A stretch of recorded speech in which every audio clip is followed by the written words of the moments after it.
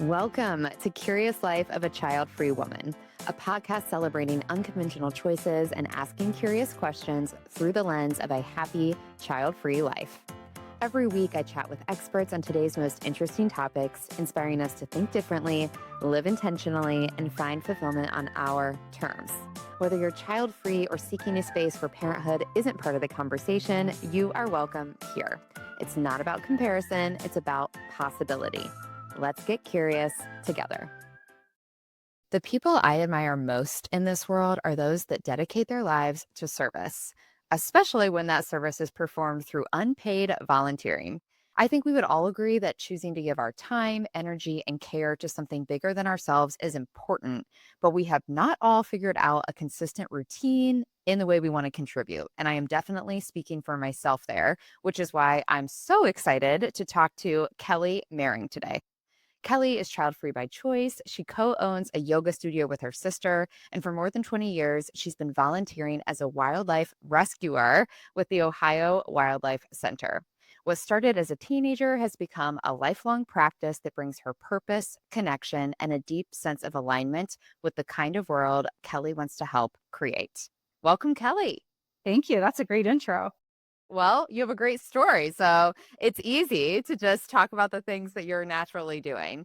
And I was so excited when you reached out, our listener, which means so much to me. And the more I got to know about you and your story and what you do, I was just so impressed by your commitment to philanthropy. And it's something I've been wanting to talk about here because I know a lot of child-free people are really interested in finding the right way for them to give back and not just do this like a one-off thing as part of a corporate retreat or something, but really make it more of a lifestyle. So I would love to start by understanding how you got into this, how you got involved with wildlife rescue. Sure. It didn't start out with wildlife rescue. Just to give some context, I'm 48 and I did start volunteering when I was about 18 or 19. So I've been volunteering for a long time. My first volunteer gig was with an organization that is still very near and dear to my heart. So when I was in high school, way back in the 90s, I went vegetarian.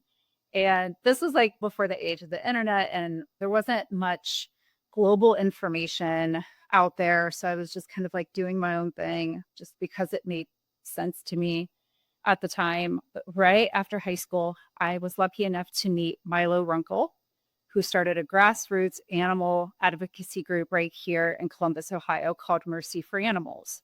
So if that sounds familiar to anybody, it's because now it is international. They're based out of LA, but this was my introduction to volunteer work. And some of these people that I met through Mercy for Animals and volunteering with them are still my friends today, lifelong friendships. But this was like my little foray into what it was like to give back based on something I believed in. So sometimes that meant simple data entry from emails we would get from our outreach, like potlucks in libraries or leafleting during big events in the city. We would make food for the community and we would do some protesting. That's how I got involved with volunteer work. And I was hooked from the beginning, just the strong bonds based on something I believed in. Through other people and backgrounds, I got to learn more. So not just something that I was just doing to fill space and time, but I got to deepen my skill set. I learned more to build upon my knowledge base. I love it. I don't want to act like we've never given back in any way. We've done something, right? So we understand that rush of just feeling really good when you do something for somebody else, when it's not about recognition, you're not getting paid, it's not a job. But tell me more, when you said you were hooked right away, like what is it about it? I think there's something about the power of supporting something that aligns with your beliefs and values. And aside from fostering your passion, whatever it may be, it is also about building friendships. It's about rediscovering or developing hidden skills that you had or are interested in developing. Giving back to the community that you live gives you a sense of pride, and you can strengthen bonds with loved ones, either by sharing what you learn or maybe they get involved with you. I know my sisters, who are my best friends, have always in some way have been my biggest cheerleaders. My boyfriend now goes on a lot of animal rescues with me. So for all those reasons, like it just enriches your life so much. There's some quote that says something like, volunteering is almost selfish because it makes you feel so good. It's almost like you're doing it for that good feel. And it is. It just makes you feel so good. But for all the reasons I listed, it just keeps getting better and better. So you started with that initial experience as a teenager. Walk us through the journey. How did you get into animal rescue? Okay. So Mercy for Animals was growing and growing. And so, left Columbus, Ohio, moved to Chicago for a period of years while they were building their base. And Milo eventually moved to LA, where it is now based. So when that organization left, I was looking to get a little bit more hands-on with animals. And I wasn't sure where to go with that. And as a side note, during this time, I was lucky enough to make friends with an older lady who I recommend every woman have an older woman in their life. I was in my early 20s, and when I met Doris, she was 70. And I was lucky enough to have her in my life for 16 years. I just think older women have a wealth of knowledge and experience and guidance. And it was at her urging that I dipped my toes into the Ohio Wildlife Center. Just a little background on the Ohio Wildlife Center. There was a wonderful man named Dr. Burton, who was a local vet. He had his own vet clinic in Columbus, and his neighbors knew he loved wildlife. So when they would find injured animals, they knew they could take them to Dr. Burton. So word got around, and more people were taking injured wildlife to the wildlife lover, Dr. Burton. So he decided to have a side clinic in the basement of his vet practice that would help wildlife.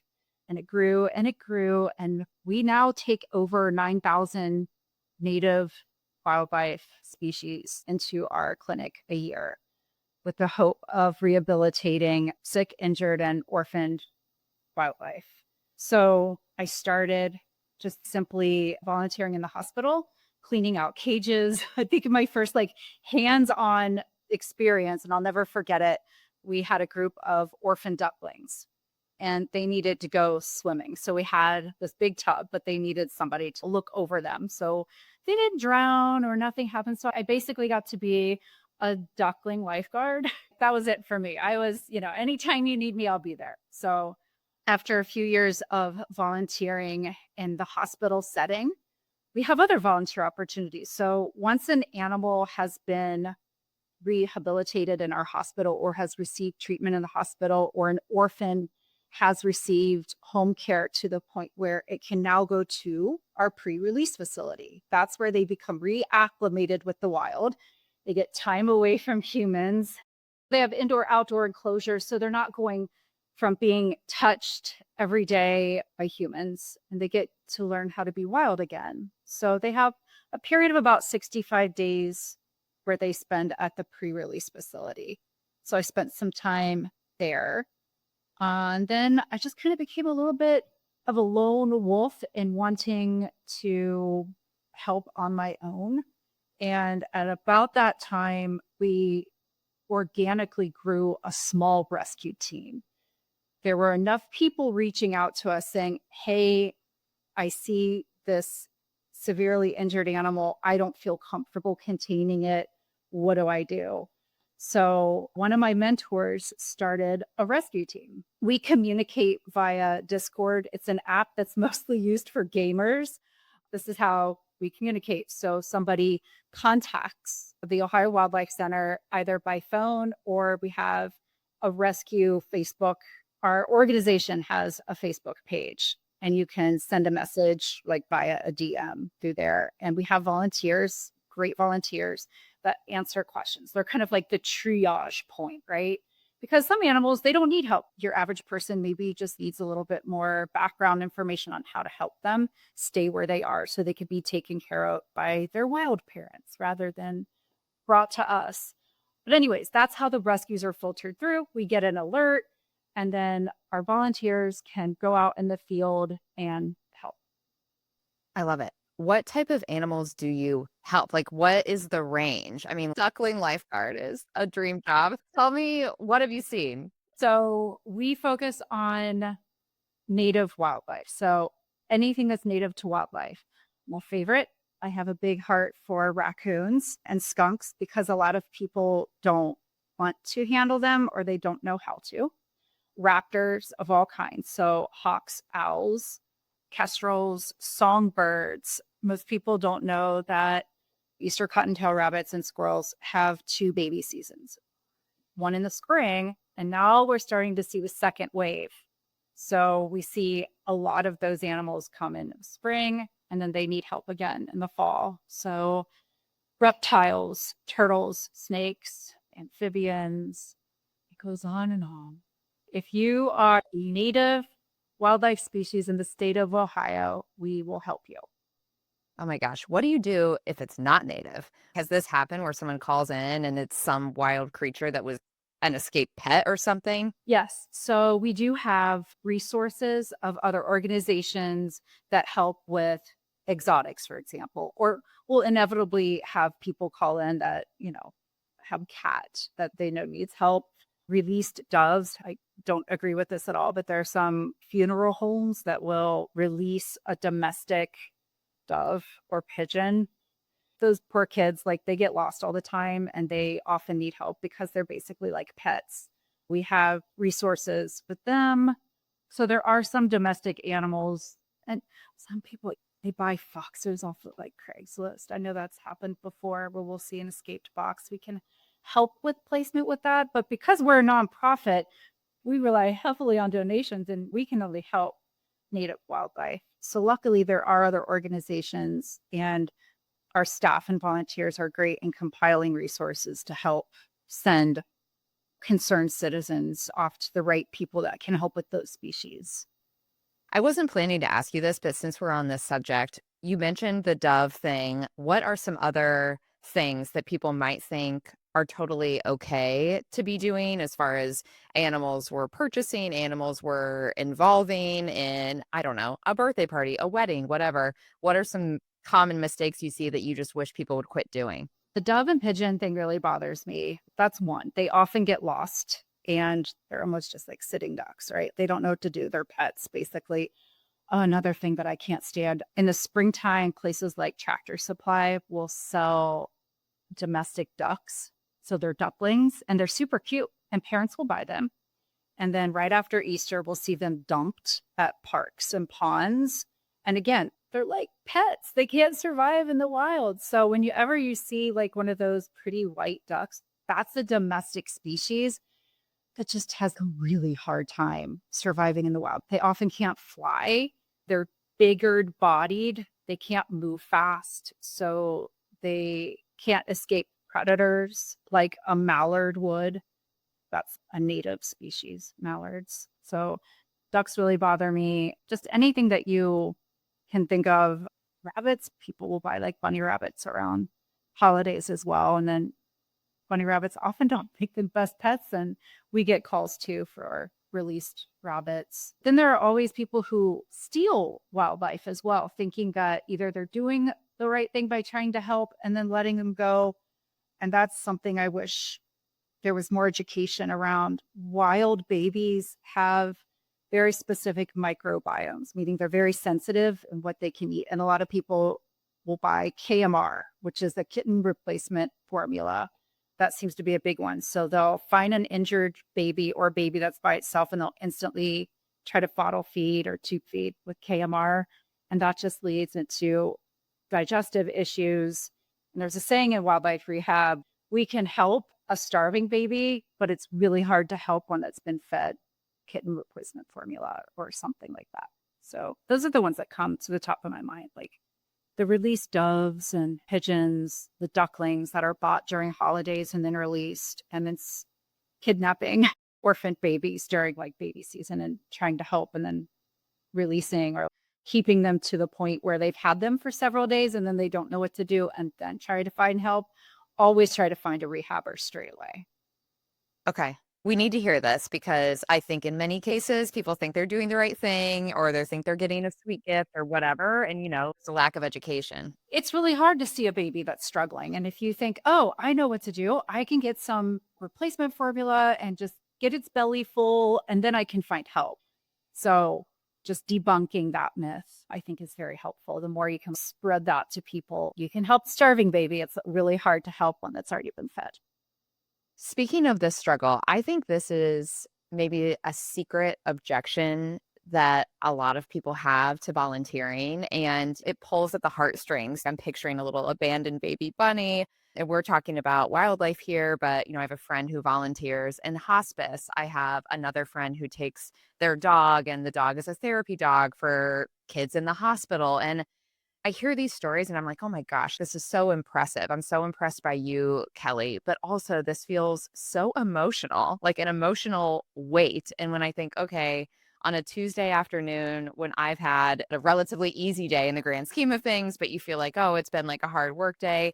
Now I'm going to go put myself in this environment with perceived sadness or struggle. I think that deters people sometimes. And it's definitely run through my mind. So, how do you stay present and involved in these difficult moments with such heart without it overwhelming you?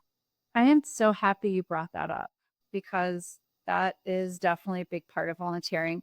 And when you think about the organizations that need volunteers, it's not usually like happy places that need volunteers.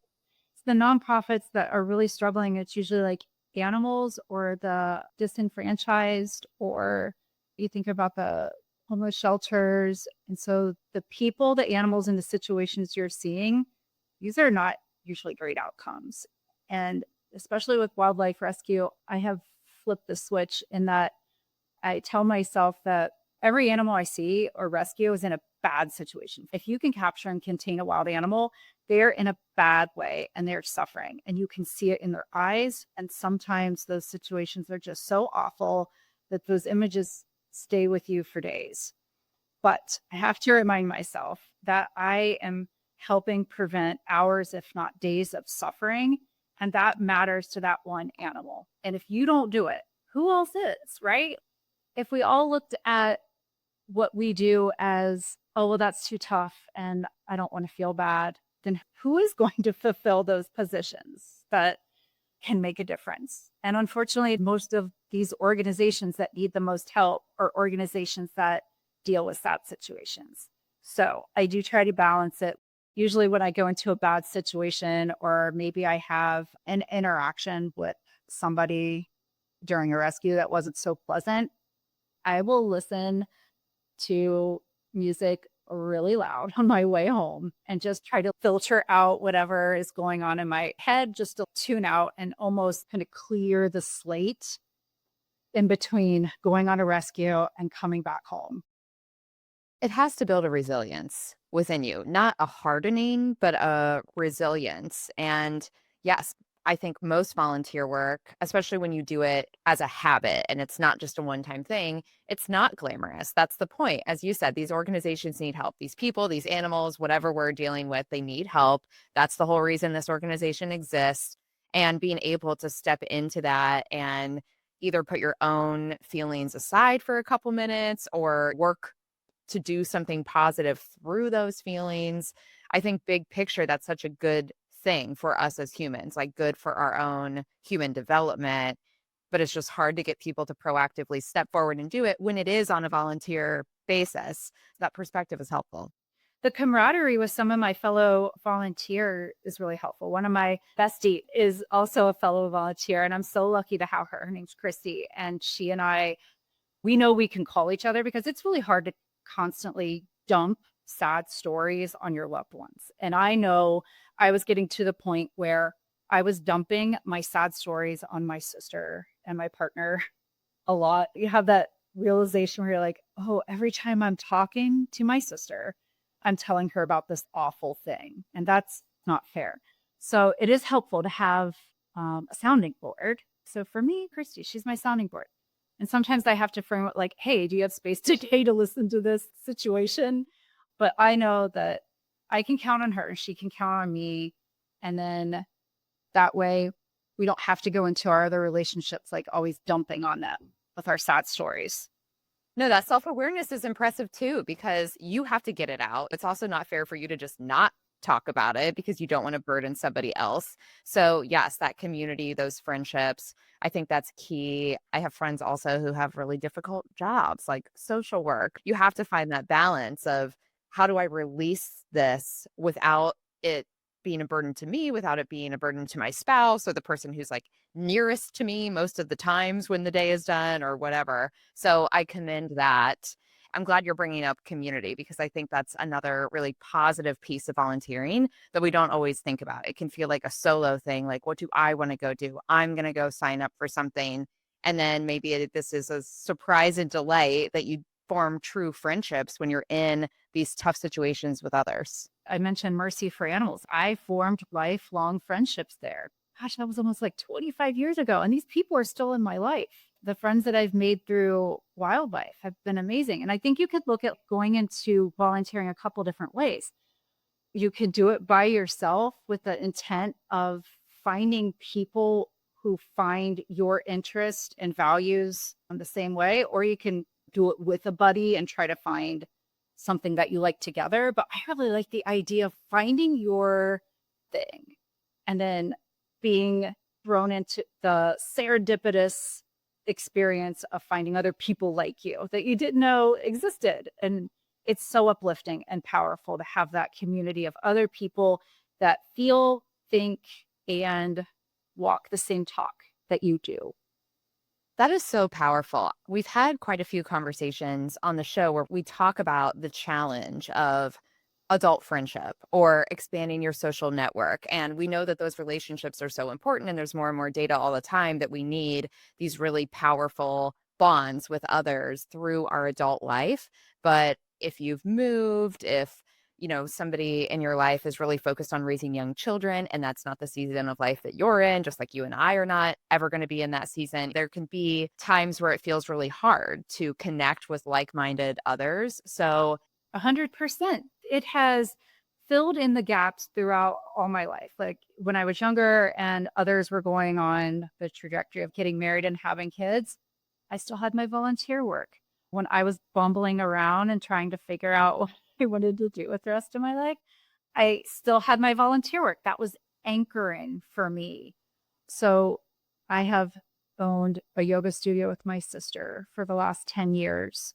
Through the ups and downs of that, I have my volunteer work. It's just been a complete, use the word anchor again. It's been very anchoring for me. And there is this philosophy in yoga. When life gets tough, the antidote is giving back and shifting the focus from your own struggles to helping others.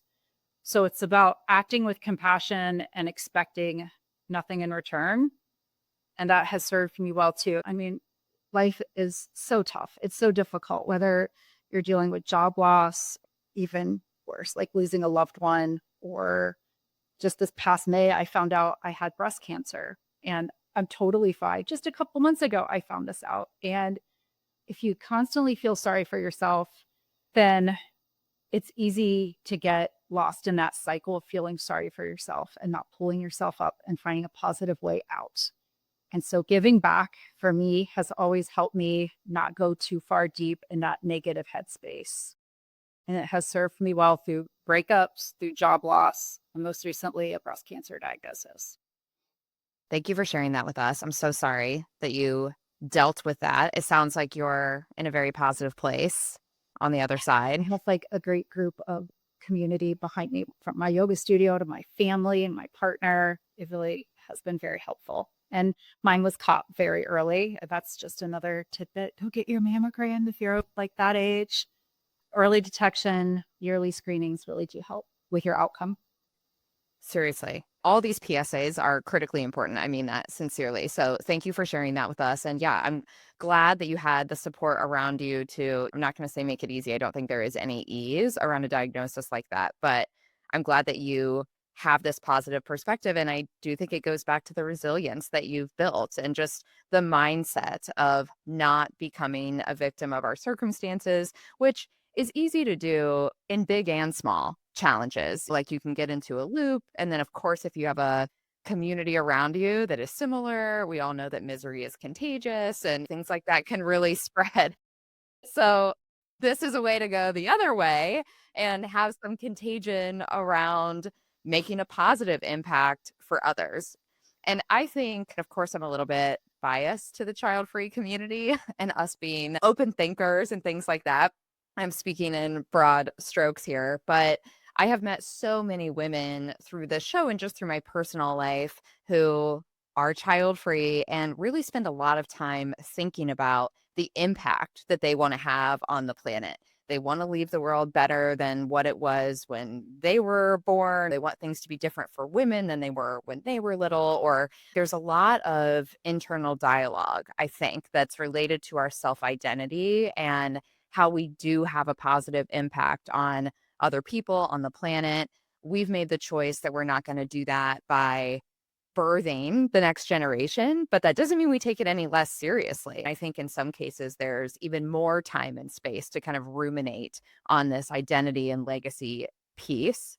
So, what's your perspective on that? I mean, clearly, this is such a meaningful part of your life for people listening who are kind of like, oh, I need to find something, right? Like, I need to figure this out. I want to be giving back more. I have the time and space to do it. How do you perceive self identity and connection to this? You really hit on something, Emily, about spending time building a legacy. In other words, leaving the world a better place than you found it. That means so much to me.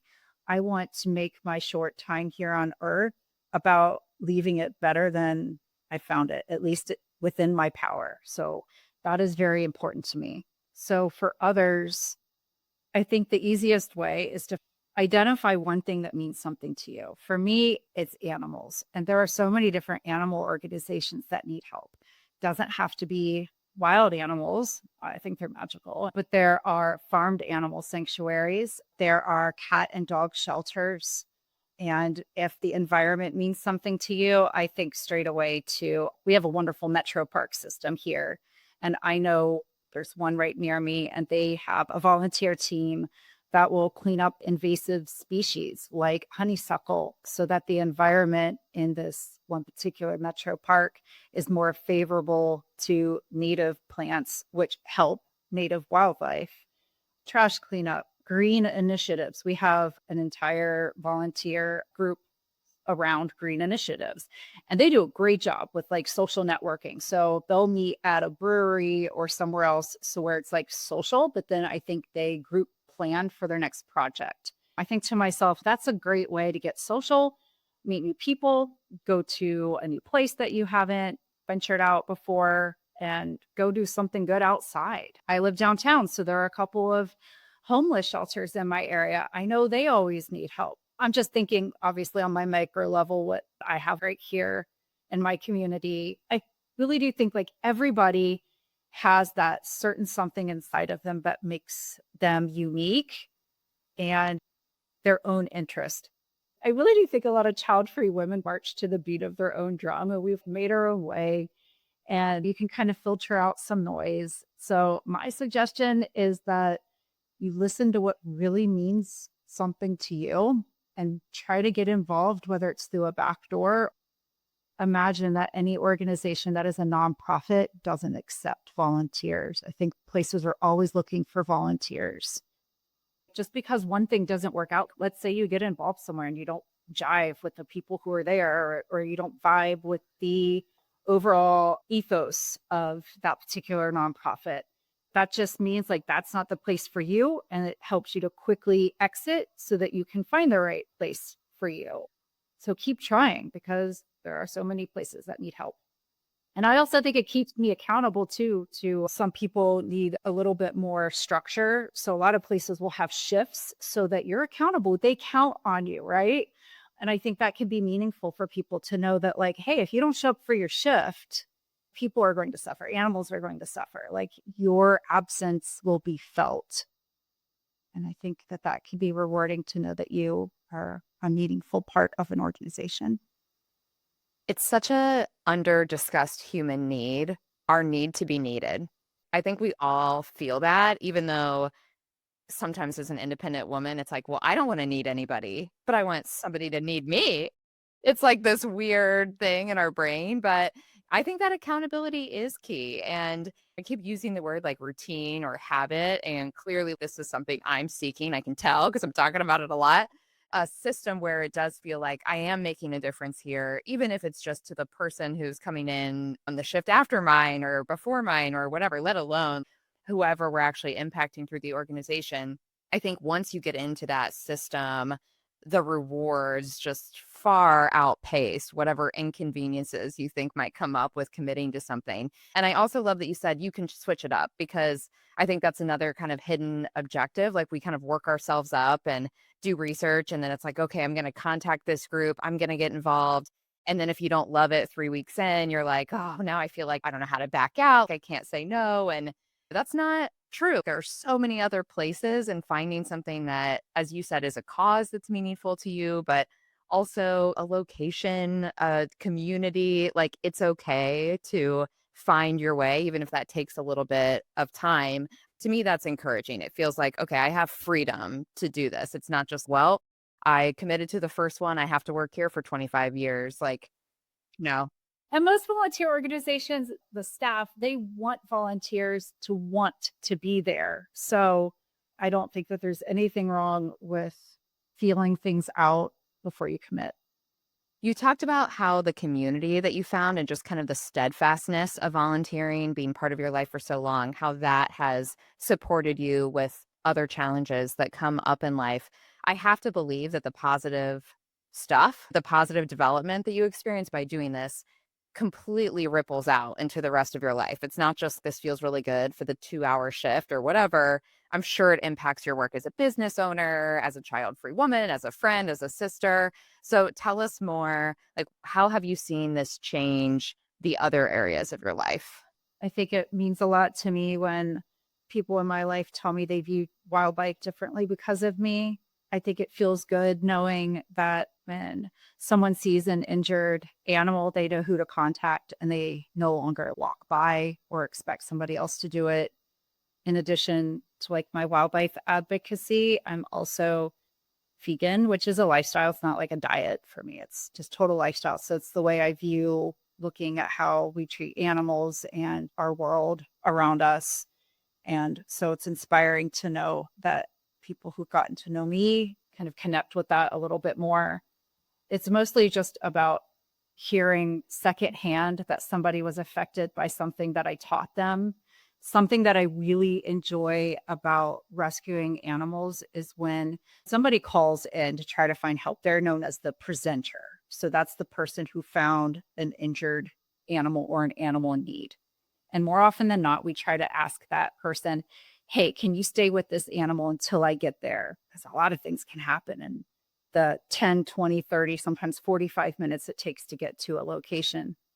And I always try to give just a little bit of context or information about the animal I just helped rescue so that they know a little bit more. Something that I've noticed in my years working with wildlife is that a lot of people don't know much about the wild animals they share their backyard with. They can identify lions and tigers and bears, but they don't know much about opossums or skunks or raccoons. And I try to debunk myths and old wives' tales so that they respect them more. And if kids are around, I love giving them little tidbits, or I'll point out something cute about their face or their tail so that they don't see them as ugly or mean animals. They start to flip the script and see them a little bit differently. And when I see that click, that just makes my day. You just touched on something totally new there. Basically, we're just unraveling a million different reasons why volunteering is a good idea. I know there's so many threads, right? There are. And even the education, like, yes, I certainly don't know. I grew up in Ohio. I grew up around farming. Like, my entire extended family is farmers. So in Chicago, I think people think of me as like a pretty animal friendly girl, like I love cows, I love horses, whatever. But if I found a snake in my backyard, or if you see a raccoon that's like limping on the side of the highway, I definitely don't know what to do. So I think what you're talking about there is that education and kind of explaining like this could be why that's the case as you're encouraging this person to just hang out, right? Like hang on, stay with this. This is worth your time to derail your plans and wait till we get there. And it doesn't matter for those who volunteer with the elderly, just remembering that this will be us and they have amazing stories and it's so fun to go spend time. All these different groups, or if somebody is unhoused or is ill, like these things we talked about that can seem almost emotionally scary to go and get involved. There is also such a light to just opening the understanding of what these people or these animals are going through. And then the power of feeling that yourself firsthand and being able to share that with other people and like open our minds a little bit more. That gives me goosebumps. And you have the power to do that when you are there, boots on the ground as a volunteer who's really in it. Yeah, volunteering can certainly be an emotional roller coaster too, especially for me, knowing that I have to go after an injured animal.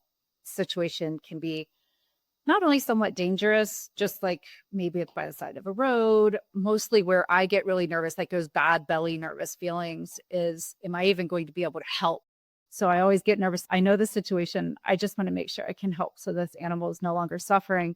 But then there's the consequence of, if is this animal on somebody's property? Do they want it there or not? So is that going to be a negative conversation on top of seeing an injured animal? Am I going to walk away like having a not great interaction with another human? Or is it going to be a great interaction? And this person was part of the rescue. What I want other people to experience is that they're part of the rescue so that they know they can help and that they're more inspired to do it again. What is the best story? I'm sure you have so many after doing this for a long time, but give us like an uplifting story that just, Okay, so my first one, I love this story. And there are lots of threads with this too. So I was getting ready to teach a yoga class, and one of my students came in and he seemed a little down. And I asked him what was going on. And I was like, I know there's probably not much you can do, but on my way to class, I saw a goose and a gosling, and they were right on the edge trying to cross the highway.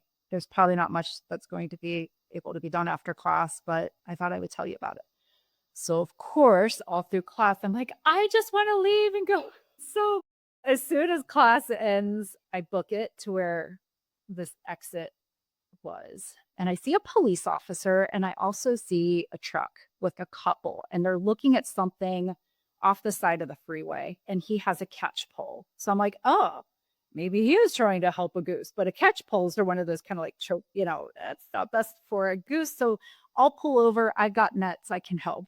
And it turns out that a piglet had fell off or jumped from a transport truck to a slaughterhouse.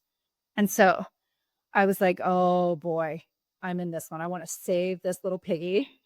So I'm in my Birkenstocks. I've got my yoga clothes on, and there was a drop off from where this piglet was, like he was going down, and it was really rooted tree line. It was very hard to see the piglet.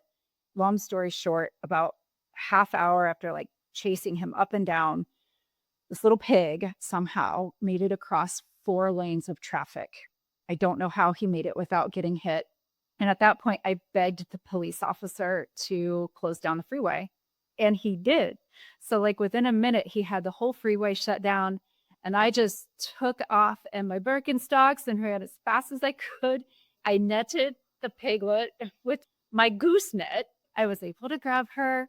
And because I have ties with a farmed animal sanctuary called Sunrise, I was able to get her placement so that she can live the rest of her life free from harm. And they named her Kelly Pig, and I can visit her anytime. It was just a really happy ending to just a terrible situation. But it was such a feel-good situation, and I got to overnight her and watch her root around my backyard in the dirt for the first time, give her a bath, and watch her just like completely passed out from exhaustion. And just like it filled my heart with so much love that I got to help this little creature who was destined for a terrible ending to her life. And now she's like living the lap of luxury at Sunrise Sanctuary. Wildlife wise, one sticks out in particular because it was a true community effort. Every year, ducklings get stuck in storm drains. So if you can imagine, mama ducks They lead their little ducklings and they try to lead them to a water source. And this was downtown Columbus. And I don't know why she chose to build her nest somewhere downtown, but there is a river nearby. And I assume she was trying to walk them to the river, and her ducklings fell down a storm drain. And most of the time, storm drains can be popped and you can kind of scoop them up with a net, get them to mama, and she'll lead them and they'll go on their way. But this particular storm drain, it was almost impossible. It was along a bus line. So buses kept going by. The local fire departments are awesome with coming out and agreeing to help. But in this particular case, they could not get the storm drain off. And I could see these little ducklings and I couldn't get to them. And I'm sitting there crying because I can't figure out how to help. And one by one, some passersby came out, and I did have a pole. Another person got duct tape and a couple of bowls that we were trying to make like handmade scoopers. We got one out, but there were a couple that were just completely stuck. And as luck would have it, an excavator drove by and saw all these people like looking down the storm drain.